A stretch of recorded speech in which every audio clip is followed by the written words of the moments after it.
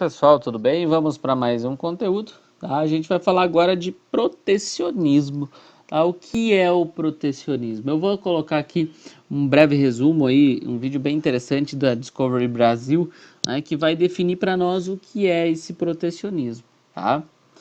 Fiquem ligados. Decidirem por um comércio mais livre.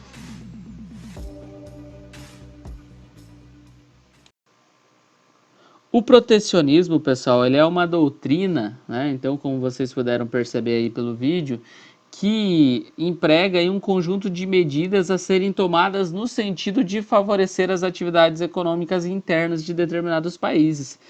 Dessa forma, há uma redução das dificuldades, né, no que se refere à importação de produtos, né? E, claro, essa importação ela gera aí uma concorrência, tá, com outros países. Essa teoria protecionista dá para a gente dizer que ela é utilizada por praticamente todos os países, em maior ou menor grau. Alguns exemplos de medidas protecionistas aí podem ser citados como, por exemplo, a criação de altas tarifas e normas técnicas de qualidade para produtos estrangeiros, reduzindo a lucratividade dos mesmos. Então você pode colocar mais impostos sobre produtos que são importados e menos impostos sobre produtos que são nacionais, né? O fornecimento de subsídios à indústria nacional, incentivando o desenvolvimento econômico interno. Então, o país ele vai estar investindo diretamente no mercado interno para evitar a entrada de outros produtos, né, dentro do país. A fixação aí de cotas, limitando o número de produtos e a quantidade de serviços estrangeiros no mercado nacional, ou até mesmo, né, um percentual aí, digamos assim, que um acionário pode obter aí em uma determinada empresa, tá? O órgão responsável pela fiscalização do comércio entre os países e inclusive dos atos protecionistas é a OMC, que é a Organização Mundial do Comércio. A Organização Mundial do Comércio, pessoal, ela tem como objetivo principal promover a liberalização do comércio internacional, tá? Então, basicamente, ela controla a oferta e a demanda aí de produtos, tá? O protecionismo ele é vantajoso, de certa forma, pelo fato de ele proteger a economia nacional aí da concorrência externa, né? Então, ele pode garantir a criação de empregos e incentivar o desenvolvimento de novas tecnologias, tá? Porém, né, sempre tem um porém, essas políticas elas podem, em alguns casos, fazer aí com que o país perca espaço no mercado externo, né?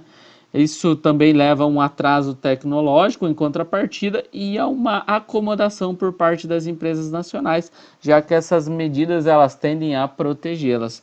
Vale ressaltar também que a diminuição do comércio é uma consequência natural aí do protecionismo. Afinal, ele vai enfraquecer as políticas de combate direto à fome e ao desenvolvimento aí dos países mais pobres, ok?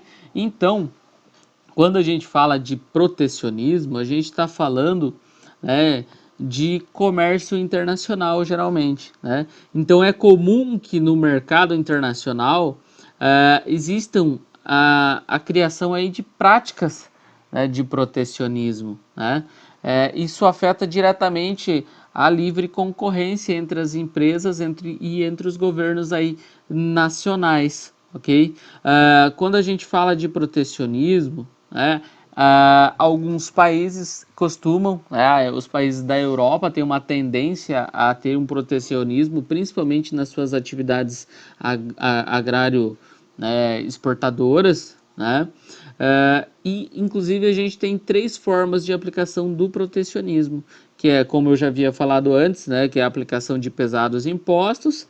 Você pode, no caso da agropecuária, que é o nosso assunto aqui, um país pode promover aí barreiras fitossanitárias, né, que pode mais servir para disfarçar aí uma política protecionista do que realmente para proteger aí o país, né?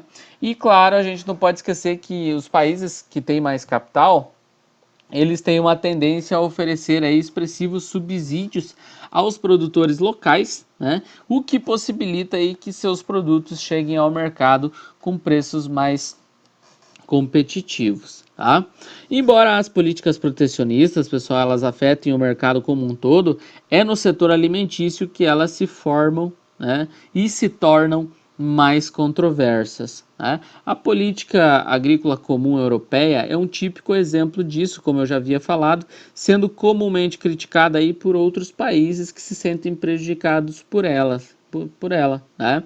Especialmente aí gigantes agroexportadores como os Estados Unidos e o Brasil. O protecionismo adotado na Europa, ele dificulta o acesso dos produtos agrícolas brasileiros e estadunidenses a esse importante mercado mundial, né?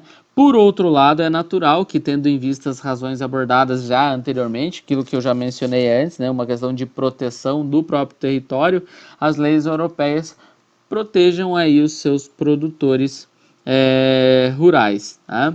Como eu falei antes, né, a Organização Mundial do Comércio, a OMC, ela é responsável por controlar aí a oferta e a demanda de produtos, né? Atualmente, a Organização Mundial do Comércio, ela vem discutindo aí impasses, né, ligados ao protecionismo.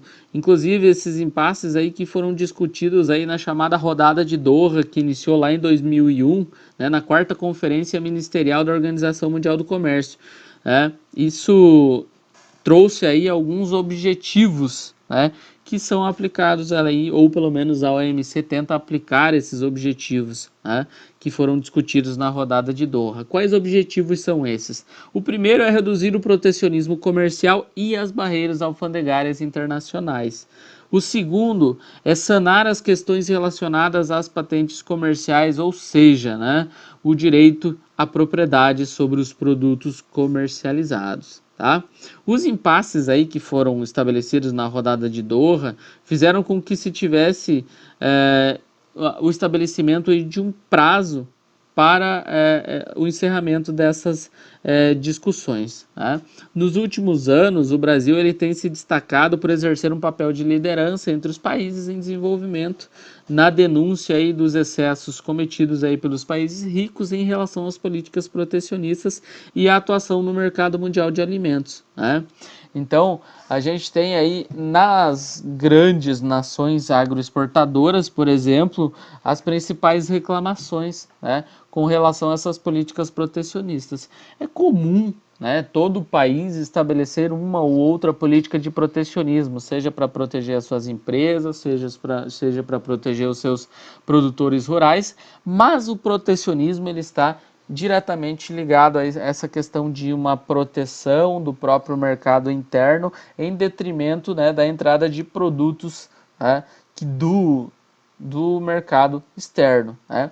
Então a ideia aqui é você proteger o mercado interno, o seu produtor, a sua indústria e evitar a entrada de produtos de outras nações em território, né, favorecendo aí a livre concorrência. Ok? Espero que tenha ficado claro. Valeu, falou!